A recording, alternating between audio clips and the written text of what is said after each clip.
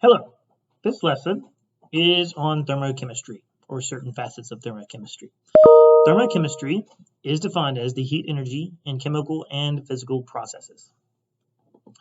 Covered in this particular presentation on thermochemistry is going to be specific heat and calorimetry. We will define those, talk about the values that exist for those, and even do some calculations. What you need as a student: you'll need a pencil, piece of paper, a reference table, or some other sheet that gives specific heats on it of certain substances. And you will also need a calculator. Scientific is preferable. So specific heat capacity, or for short specific heat, has the symbol C sub P. It is defined as the energy needed to raise 1 gram of a substance by 1 degree Celsius. As such, the unit for specific heat is joules per gram degree Celsius. Now, joule is the SI unit for energy. We're not going to discuss the exact units that make up a joule, but just understand that this is a unit for energy. Calorie. Now, if you notice here, I actually have 2 calories listed. I have a calorie that is a short c and a little c, and a calorie that is a big C. So a little c calorie, it's another unit for energy, first of all, and it's defined as the energy needed to raise 1 gram of water by 1 degree Celsius. Now, a big C calorie is what you're probably familiar with looking at the back of food packages. Those are big C calories or food calories. Now, why is there a difference? I have no idea. But if you look at the difference between a little C calorie and a big C calorie down here, 1 big C calorie is equal to 1,000 little c calories. Perhaps food companies didn't want their packages to say 2 million is the average amount of calories one should have in a day. And so something that had 150 calories, maybe they didn't want it to say 150,000. I don't know. But those are just assumptions. A calorie and a joule. 1 little c calorie is defined as 4.184 joules. Now, typically in science class, we do not use calories as much unless you're actually doing labs with food and you can compare it to the back of the values you get in the science lab to the back of the food packages. Typically, we'll be using joules. So over on the right here, I have a list of common materials and their specific heats. Now, we can actually use these specific heats in calculations that we're going to do. So if you wanted to, you could take a quick picture with your phone, or just rewind the video each time to this point that we need to know a specific heat of a particular substance. Heat versus temperature. So heat and temperature are 2 different things. Temperature is a measure of the average kinetic energy of particles in a substance. Now, when I use the word kinetic energy, you need to understand that that's energy due to motion. So something that has a high temperature means that on average, those particles are moving very fast. Heat, on the other hand, is something that flows from a warmer object to a cooler object.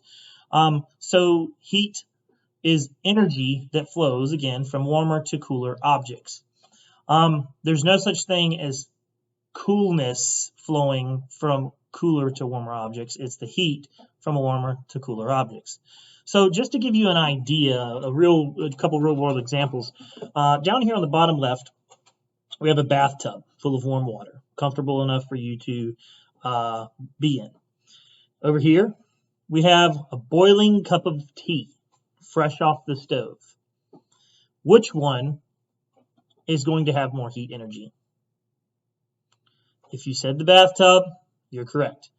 The bathtub full of water is going to have more heat energy because there's more water present. Even though this boiling water right here is 100 degrees Celsius, there's still not as many particles to hold the heat as there is in the bath. So the more of something you have, the more heat can be stored. Now, this brings me to another little bitty difference in definitions, that definition of heat capacity versus specific heat. Specific heat, as we discussed before, is joules per gram degree Celsius. But heat capacity is joules per degree Celsius. meaning it matters how much matter is there, if you will. So the more massive something is, the higher heat capacity it could have. So just keep that in mind. However, heat and temperature are related by this equation right here. Q equals M, C sub P, delta T.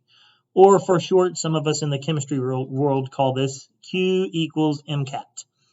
So Q, and I've seen Q as a little c, or sorry, as a little q or a big Q.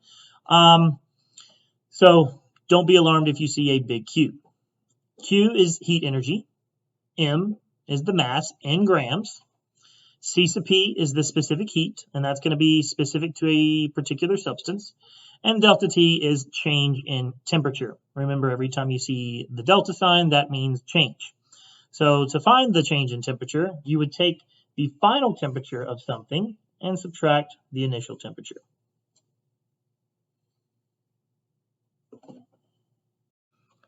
So now we're going to do some problems. First problem. How much heat is lost when a 156 gram of copper changes from 55 degrees Celsius to 34 degrees Celsius? Okay, so again, we're going to use the equation Q equals M C sub P delta T. Yeah, I'm getting a lot better at this. So I always like to list out everything. Q, M, C sub P, delta T. All right. So 156 grams of copper. C sub P value, we can go find that in a minute. Delta T, 34. That's my security system. Degrees Celsius minus 55 degrees Celsius, which gives us negative 21 degrees Celsius. Let's go look at that C sub P value. Copper was the substance. So right here we see 0.38, 0.38 joules per gram degrees Celsius. And we're being asked to find the heat energy. So let's plug all of this in. 156 times 0.38 joules per gram degrees Celsius times a negative 21 degrees Celsius.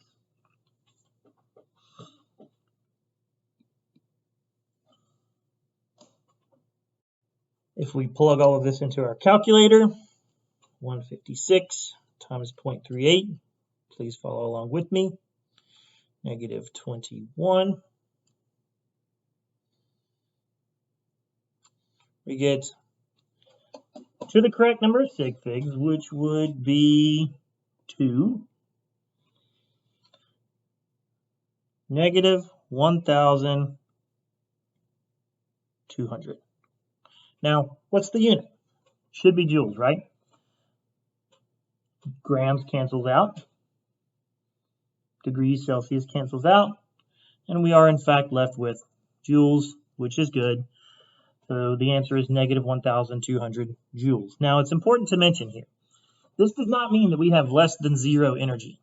This means that energy is being released. Now, if you think about this, we went from 55 degrees Celsius to 34 degrees Celsius, which is a decrease in energy, which means energy left the piece of copper. Therefore, we have a negative sign here for the copper. Example number 2. If a 1.2 kilogram lead block absorbs 48,001 joule of energy at 25 degrees Celsius, what is the new temperature? So again, Q equals M C sub P delta T. Q M C sub P delta T.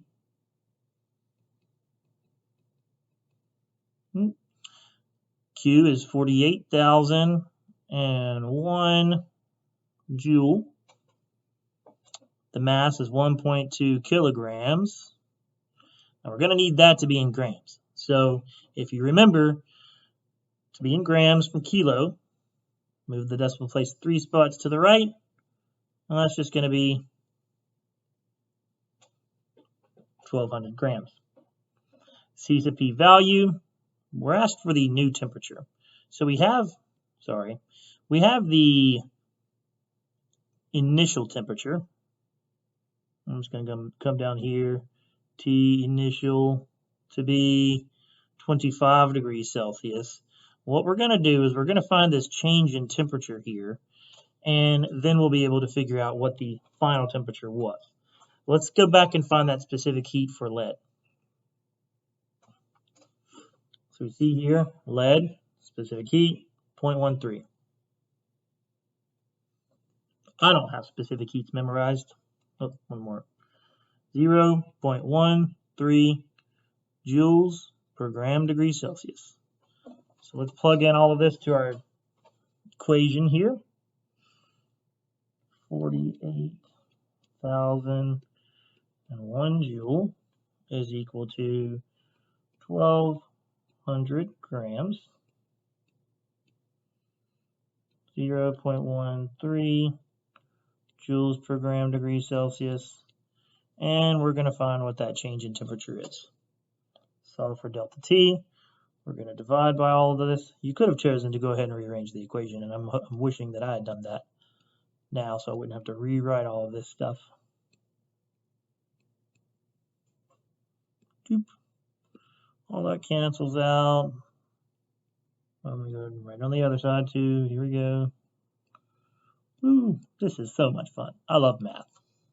I really do. Kids don't, though.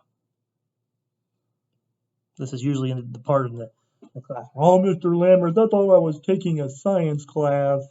Yes, indeed you are. Okay, so chemistry, the only subject that matters.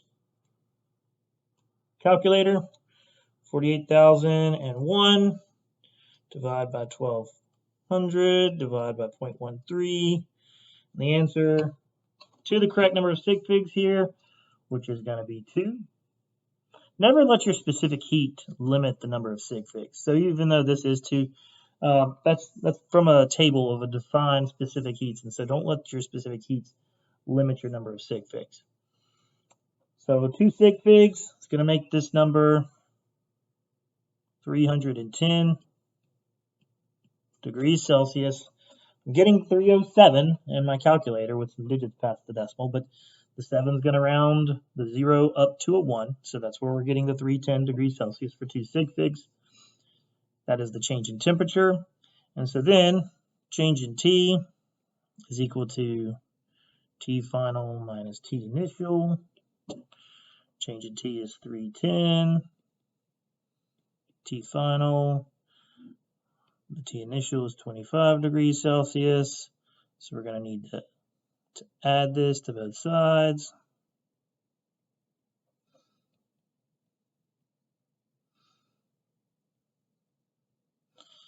And come over here and run out of space. 310 plus 25 is going to be 335 degrees Celsius.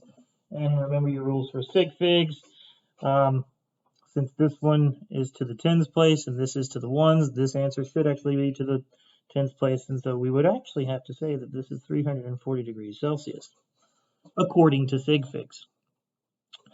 So that is your final answer. However, very few teachers at this point would be mad about sig figs if you gave 335. So we'll take both for our purposes here.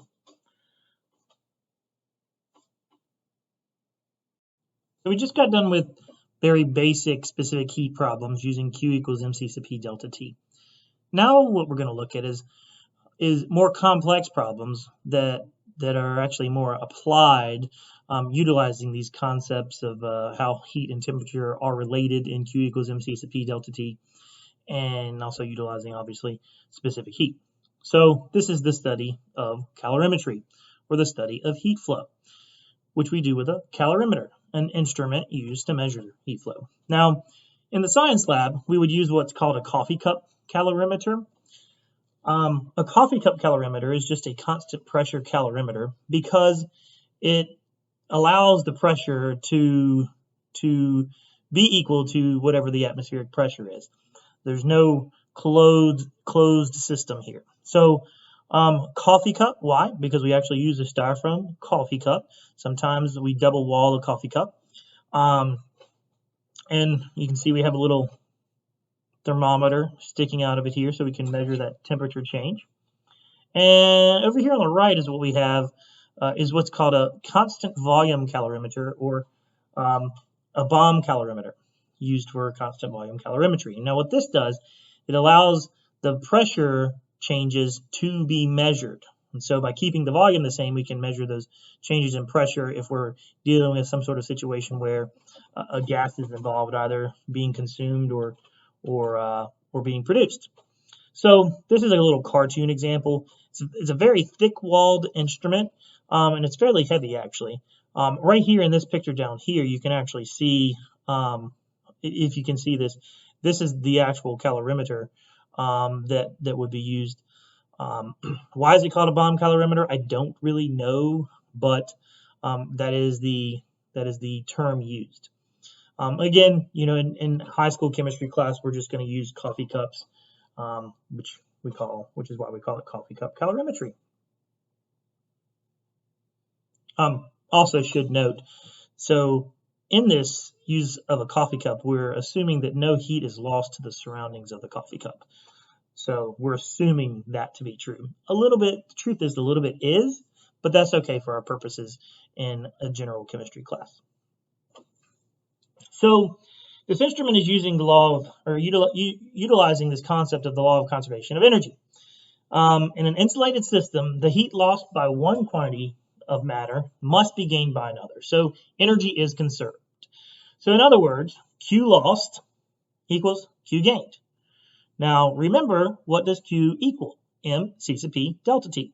So in other words, the product of the mass and specific heat and change in temperature of one substance that loses the heat must be equal to the product of the mass, specific heat, and change in temperature of the substance that gains the heat. So this equation right here is what we're going to use in the following slides to complete our problems. So example scenario, let me just talk through what would happen in a lab. So here's a metal that we have in water, and we're gonna heat this water and boil this water and keep it boiling for about 10 minutes. Now, the reason we keep it boiling for about 10 minutes is to let the temperature of the metal equal the temperature of the water. And so when we take this metal out of this water, we're going to measure the temperature of the water and assume that is the initial temperature of the metal, at this point the hot metal. So then we would take this metal, quickly transfer it into a coffee cup calorimeter, having measured the temperature before we do this, and then let it sit in there, watch the temperature increase, and see how much that temperature rises by. So we would have an initial temperature that we would take before we put the metal in there. We put the metal in there, assuming that the metal is the temperature of the boiling water, which may not be exactly 100 degrees, depending on the atmospheric pressure that day, but it will be somewhere close to 100 degrees Celsius. So then we're going to take the temperature. Okay, so sorry, we took the initial temperature. We're going to put the metal in there. Then we're going to let the temperature adjust. And we're going to watch until we get the highest reading possible. What's going to happen is if you put the metal in there and record the temperature every 5 or 10 seconds, you'll see a gradual increase. And then eventually the entire system starts to cool off and you start to see it decrease. We're going to take that highest temperature that you record and assume that that is the final temperature. So again, T initial, T final, and that's going to give us our change in temperature. Now, what other data can we get from this that would be useful? We'll need the mass of the copper. We'll need also the mass of the water in here. We're also going to need to know the specific heat of both the copper and of the water in the calorimeter. And right over here, we have that change in temperature. This will be the change in temperature of the water.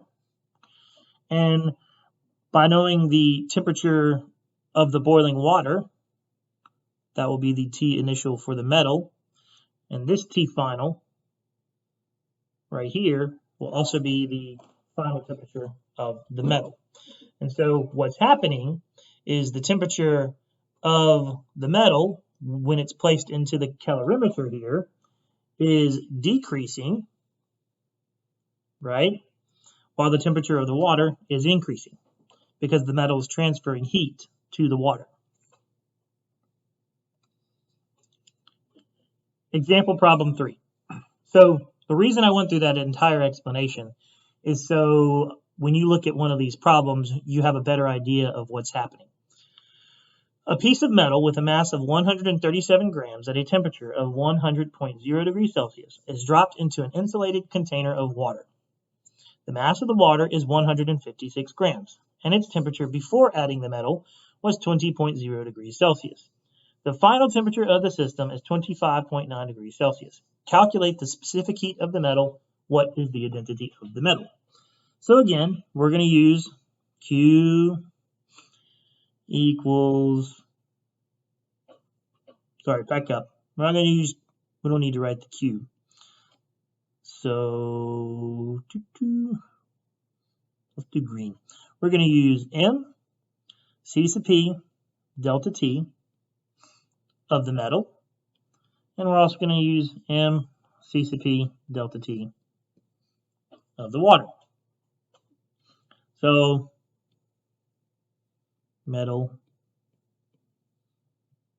water. It doesn't matter what side it's on. Just pick a side and make sure all your values on that side are for that particular item. So M, C sub P, delta T.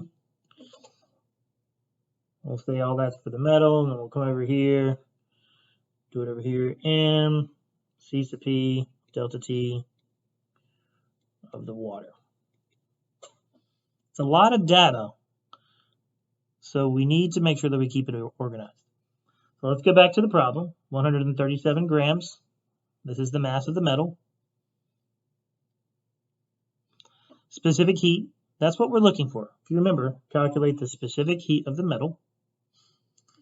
Change in temperature of the metal. So we went from the metal, which we're assuming was the same as the temperature of the water at 100.0 degrees Celsius, down to 25.9.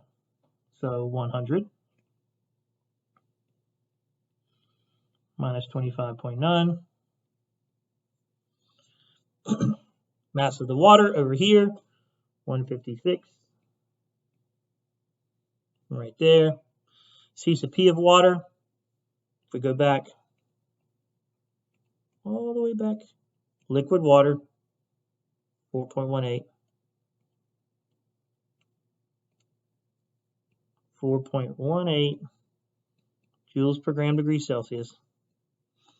And the change in temperature of the water, 20.0 minus 25.9. Should have left myself more room. 5.9. Now, this is a negative value. However, I usually tell students to just to use the absolute values, because when we're dealing with negatives and positives, or when we're dealing with negatives in these problems, it can sometimes make things confusing. But it's not necessary if you think about it, because one item is losing temperature or losing heat, and while the other is gaining, and so in the end, things will cancel out. And what is this equal to right here? 100 minus 25.9. That's going to be 74.1 degrees Celsius. And now we have all these values that we can plug in. So we have I'm going to rearrange. Let's rearrange this time.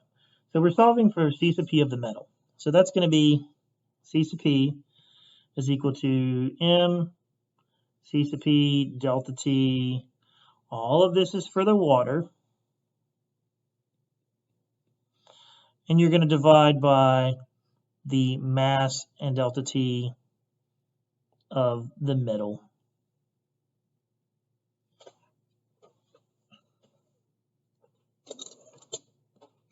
So 156 times 4.18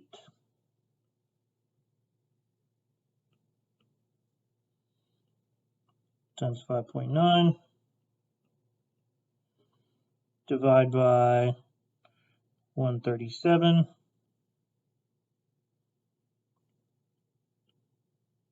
times 74.1 gives us, plug all this into our trusty dusty handy dandy calculator, old dusty dandy, close the parentheses there, 156 times 4.18 times 5.9 divided by 137 divided by 74.1, and we get 0.378978. How many sig figs do we need? So if we look at this right here, this is going to limit me to 2 sig figs, and so I would record 0.38, 0.38 as our specific heat. Grams and degrees Celsius cancel out, so we're left with joules per gram degrees Celsius. That's our one answer. That's the specific heat of the metal. What is the identity of the metal? You would need a list of specific heats for that. So 0.38. And if you remember, that was actually the specific heat of copper that we used earlier. I should have picked a different problem. So the metal used in this problem is most likely, copper.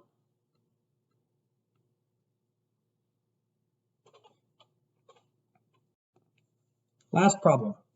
Now, if you'd like to try this one on your own, pause the video first, and then you can follow along with the work. Or if you feel like you still need help, continue watching, and we'll solve it together. A coffee cup calorimetry lab was set up with a 250.0 milliliters of water initially at 23.4 degrees Celsius. A granite rock was allowed to sit in a boiling water bath for 15 minutes. When the rock was removed and placed in the calorimeter, the boiling water was 99.8 degrees Celsius. The final temperature of the calorimetry system was 27.2. This should have been a degrees Celsius and not a question mark. What is the mass of the rock? So, M, C sub P, delta T. I learned my lesson, so I'm going to write a little bit smaller.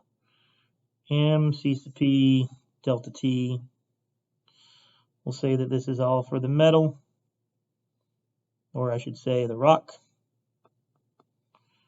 And this is the water.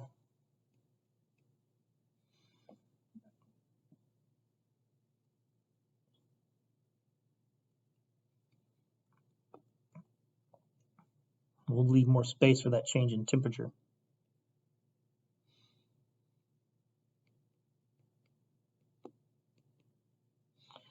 All right. Mass of the rock. That's what we're looking for. Specific heat of the rock.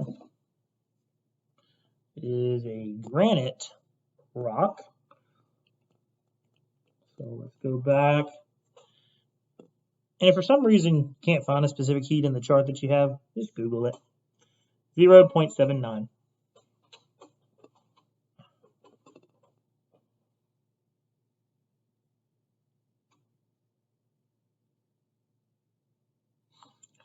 Change in temperature.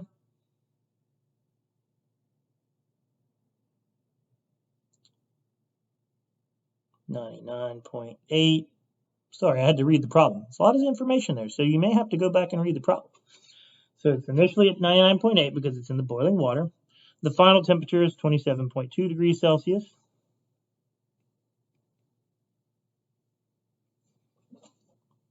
Which 99.8 minus 27.2.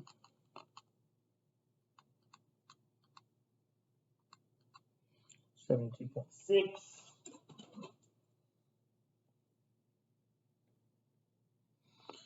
Mass of the water, we have 250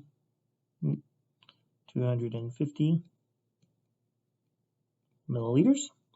If you remember, for water, the density is 1 gram per milliliter, so that means that 1 milliliter of water is equal to 1 gram.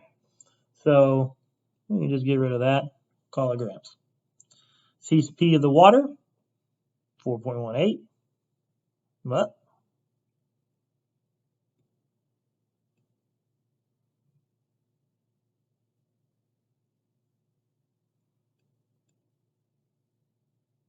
I'll fix that mistake. Joules per gram degrees Celsius. Change in temperature, we're initially at 23.4, and the final temperature is 27.2.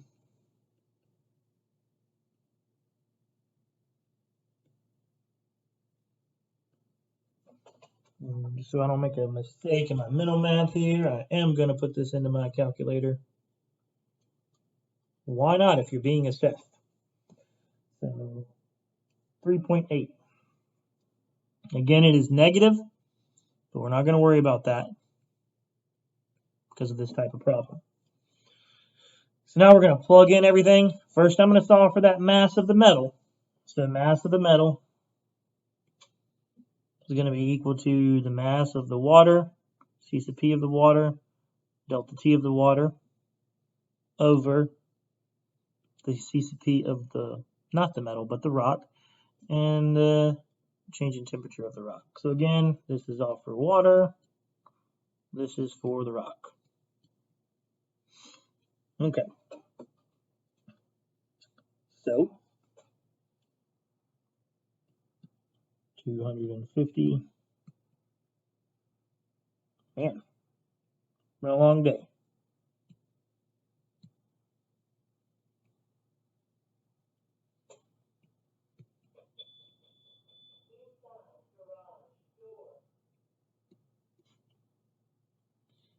.18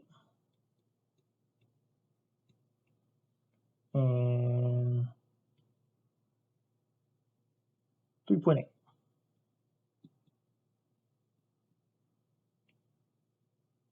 C sub P of the rock.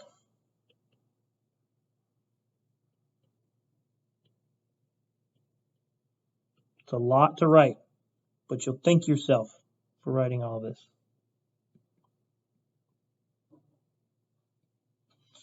All right, and this is going to give us the mass, 250 times 4.18 times 3.8 divided by 0.79 and 72.6.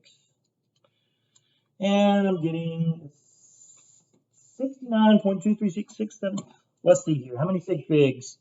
So the fewest, there's 2. There's 2. Specific heat should never limit your sig figs, though. So this doesn't matter, but this is still 2. So 2 sig figs. So my answer is going to be 69 grams of granite rock.